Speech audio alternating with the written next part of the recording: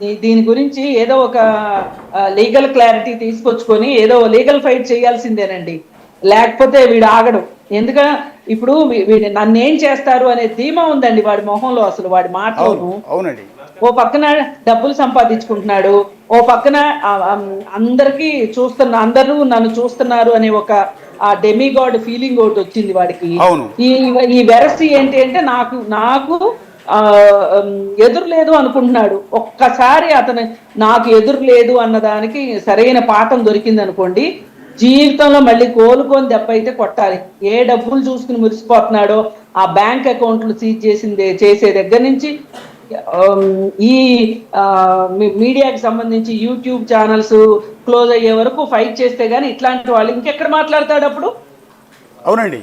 అంటే ఎక్కడో కూడా ఎదురు దెబ్బ తగిలితే నన్ను తప్పు పడుతున్నారు, నన్ను కోచింగ్ చేస్తున్నారు, లేకపోతే నేను మాట్లాడేదానికి నెగిటివ్ వస్తుంది సొసైటీ నుంచి అన్నప్పుడే వాళ్ళు మారుతారండి. అలా కాకుండా వాళ్ళు ఎంకరేజ్ చేసుకుంటూ పోతే, ఇప్పుడు నేను చెప్తున్నాను, ఒక వీడియో పనికి మాలిన ఒక బూత్ వీడియో పోస్ట్ చేస్తే విత్ ఇన్ మినిట్స్లో లక్షల మంది చూశారు. దాన్ని అతను ఏమనుకుంటున్నాడంటే ఆ బూత్ని ఎంకరేజ్ చేస్తున్నారు కదా, ఇంకా బూత్ మాట్లాడాలనుకుంటున్నాడు. సార్ అమ్మవారి పేర్ల మీద బీర్ ఉందండి. ఆ బీర్ టేస్టింగ్, ఆ బీర్ ని పట్టుకొని ఇదిగో ఖాళీ అమ్మ తల్లి నాకు లక్ష్మీదేవి నాకు చాలా లక్ష్మీ అమ్మా అనుకుంటూ ఇంట్లో వల్గర్ యాక్టింగ్ చేస్తూ అమ్మవారి ఇవి ఉంటాయి కదా, అమ్మవారి పేర్ల మీద ఉన్న బీర్లు తీసి తాగుతూ ఉంటాడు. మీకు సొసైటీ మహిళా లోకం మొత్తం తిరగబడాల్సిన అంశం అండి ఇది. ఎందుకంటే ఇంతకుముందు ఒక వీడియోలో చెప్తున్నాడు, కొత్తగా పెట్టిన వీడియోలో చెప్తున్నాడు అతనంట ఆ హోటల్ పేరు కూడా ఎంత దారుణంగా ఉందండి, అది చెప్పలేము అసలు భాషలో. ఆ హోటల్లో అతనంట ఒక సినిమా తీస్తున్నాడంట, ఆ సినిమా పేరు దెబ్బ అంట. వాడు ఏం చేయాలండి నాకు అర్థం కాదు. దెబ్బ అనే ఒక సినిమా తీస్తున్నానని సిగ్గు లేకుండా చెప్తున్నాడండి. ఎంటైర్ లోకం, భారతీయ మహిళలంతా కూడా ఎంత నవ్వుతారు అంటే, ఎంత అసహించుకుంటారంటే. అదే అండి, ఇట్లా దీన్ని కూడా కామెడీ అనుకునే మానసిక ఉన్మాదులు, ఇది చేసేవాడు ఎంత తప్పో దీనికి నవ్వొచ్చే మానసిక ఉన్మాదులు కూడా చాలా మంది ఎక్కువైపోయారు ప్రపంచంలో. అసలు ఇతనికి మానసిక సమస్య ఉందా అని డౌట్ అండి. ఎందుకంటే డబ్బులు చూసేటప్పటికి అమాంతం ఒక్కసారిగా ఈ 2-3 ఏళ్లలో లేచాడు కదా, అమాంతం ఈ కరోనా తర్వాత నుంచి లేచినట్టున్నాడు. కాస్త ఈ వీడియోలు వైరల్ అయ్యి, అంతకుముందు ఎవరోదు కూడా తెలియదు ఇతను. సార్ జోక్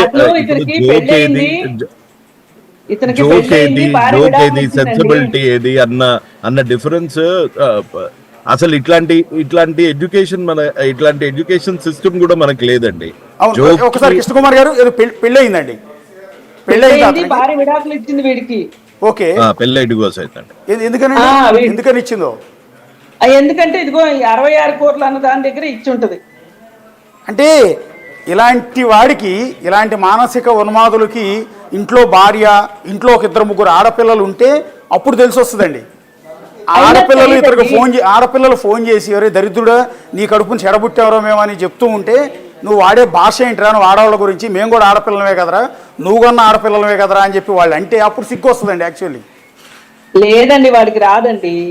వాడు ఒక పర్వర్టెడ్ ఫెలో అంతే. అలా అని వాడిని సహించాల్సిన అవసరం లేదు, పర్వర్టెడ్ ఫెలో అని. ఎవ్రీ డే 10 మినిట్లు లాగా దిగిపోతూనే ఉన్నాడండి. అతని ఉద్దేశం సదుద్దేశం అవునో కాదో తెలియదు, లేకపోతే అది మానిటరీ గెయిన్స్ లేకపోతే వ్యూస్ వల్ల లక్షలు సంపాదిద్దామని చూస్తున్నాడు.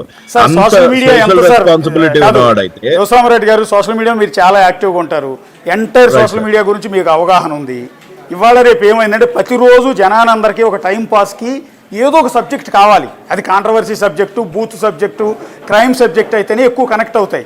సో అలాంటి వాళ్ళు కూడా చూస్తూ ఉంటారు. అది చూసి వీళ్ళు నిజం అనుకుంటారు, వీళ్ళందరూ నాకు నిజమైన ఫాలోవర్స్ అని. అదేం ఉండదండి. ఇప్పుడు హర్షసాయి అనే వ్యక్తి దేశంలోనే అత్యధిక యూట్యూబ్ ఆదాయం సంపాదించిన వ్యక్తి ఒకప్పుడు.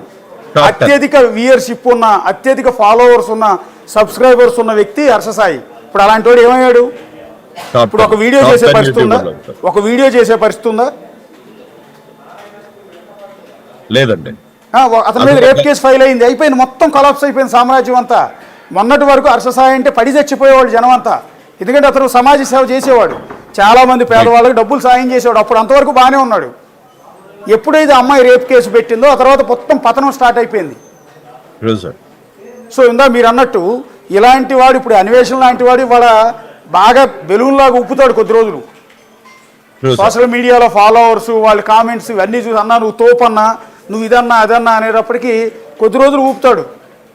తర్వాత కదా దెబ్బ తగిలిన తర్వాత కదా కానీ ఒక ఎడ్యుకేషన్ సిస్టమ్ అన్నది